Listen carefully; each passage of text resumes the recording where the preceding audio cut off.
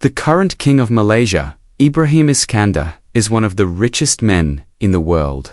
This unique monarch rides powerful motorcycles and enjoys lunch in regular restaurants. He also has a rare hobby that he values more than his collection of luxury cars. He lives in luxury, but his life is full of drama and tragedy. In this royal family, there has been everything. Grand weddings and broken destinies you would never imagine. What secrets are hidden within this royal family? What happened to the king's children, and what tragedies from their lives remain untold? How does the Sultan spend his billions, and why did his wife cry for so many years at night? Watch the full story of one of the richest dynasties in Asia. Let's begin. King Ibrahim was born 65 years ago into the royal family of Johor, one of the states of Malaysia. In 2010, his father died and the prince was proclaimed Sultan of his home state. The monarch's fortune is estimated at $5.7 billion, making him one of the richest people in the country. The Sultan owns a vast business empire, ranging from real estate and telecommunications to oil and gas. Unlike most monarchs of Islamic countries in Asia, Abraham has only one wife. Her name is Zareth Safia. This woman is an exceptional personality. Some observers even believe that many of Abraham's successes were due to his wife. Interestingly, the Sultan's marriage might not have taken place for political reasons. Zareth Safia is a born princess of the neighboring state of Perak. Her parents did not allow her to marry Abraham for a long time, but the young prince managed to defend his love and get consent for the wedding. And Safia gave her husband 6 children, 5 sons and a beautiful daughter. The eldest son, Crown Prince Ismail, was appointed interim ruler of Johor. The prince is also his father became king. Enthusiast. He is the owner of his cars are registered under the same license plate. The all-time leader in Malaysian soccer, Johor. The prince graduated from the Indian Military Academy and served in the Indian Army and has 4 children. He is an accomplished equestrian. Amina is married to Dutch soccer player and model Dennis Verbas, and they have 2 children. She received her higher education at an art college in Singapore. Amina inherited her mother's talent for drawing and also launched the Royal Art of Beauty, a line of skincare kits. The other sons, following the family tradition of military training, served in the Malaysian Army. Idris became Vice-Chancellor of the University of Malaysia. Abdul Jalil had a degree in zoology, was involved in charity work, and had a passion for sailing. Sadly, he died of liver cancer in 2015. The Sultan's younger sons, Abdul Rahman and Abu Bakr, are professional racing drivers. They represent Malaysia in international competitions. In Johor, Sultan Ibrahim and his family are wildly popular. He has 1 million followers on Instagram, where he regularly posts about everything from his love of fast cars and motorcycles to his official royal duties. Despite his high status, King Ibrahim likes to dine with his family at local restaurants. He enjoys sharing these moments in his official TikTok. Sultan Ibrahim has a collection of more than 300 luxury cars, ranging from an Optimus Prime-style truck to a wooden car inspired by the Flintstones. The collection also includes a 1936 Mercedes that once belonged to Adolf Hitler, who gave it to the Sultan's great-grandfather. He also has a collection of private jets, including 3 Gulfstreams and a gold and blue Boeing 737. In addition, Sultan Ibrahim entered the Malaysian Book of Records as the first ruler to be officially licensed to drive a train. On the other hand, he has more quiet and solid hobbies worthy of a billionaire. In particular, His Majesty is known for his passion for collecting exclusive canes. These very expensive products are carved from precious woods, railroad ties, and even floorboards from ancient palaces. The monarch's exotic collection includes some 300 canes, about the same number of luxury cars from different eras, but the collection of walking sticks, according to the king, he appreciates more. Ibrahim also collects unique license plates.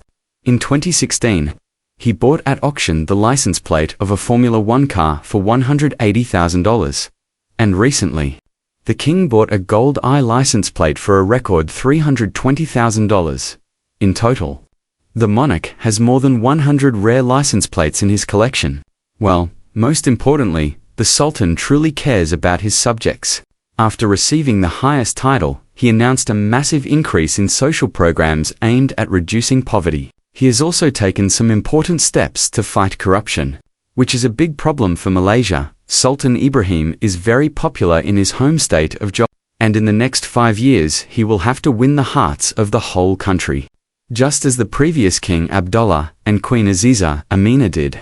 She is the younger sister of the new king and is truly adored by all of Malaysia, affectionately known as the Queen of Hearts. We can only wish this bright and unusual king success and strength to realize all his plans and his wife to become the new Queen of Hearts for the whole country. What do you think about the new king of Malaysia? Share in the comments. Queen Roja Zarath Safia is the first and only wife of Malaysia's new king, Ibrahim. They have been together for more than 40 years and have faced many challenges in their life's journey. Her subjects consider her a perfect queen who has dedicated her life to the people and her family.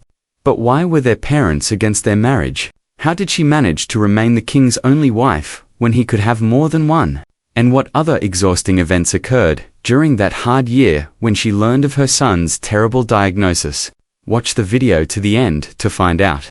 Let's get started. Rajazirath Sophia is of high birth, so she has always been able to count on a carefree life. She was born in 1959 into the royal family of the Sultan of Perak, which is part of Malaysia. Her father, Idris Shah II, was a wealthy landowner known for his amorous ways. He had 8 wives who bore him 14 children. Safia was the third child. Her father loved her dearly and did everything for her happiness. The princess received an excellent education. After completing primary school in the capital of the Sultanate of Perak, she was sent to England to study. She received her secondary education at Cheltenham College for Women.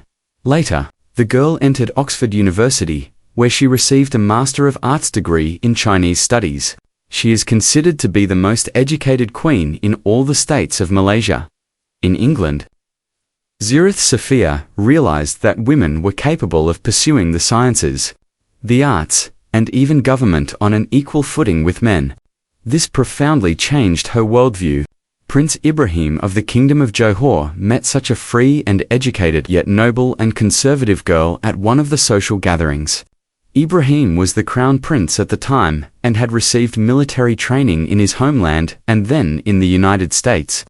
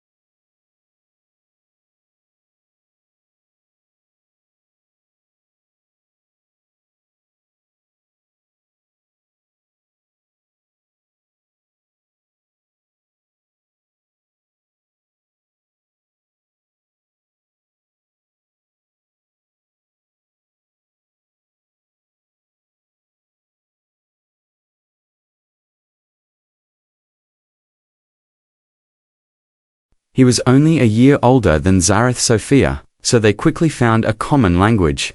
After a short time, the young people realized that they were made for each other. They asked their parents for their blessing to marry, and they were denied. Nowadays, many people disagree with this development and believe that it was an ordinary dynastic marriage.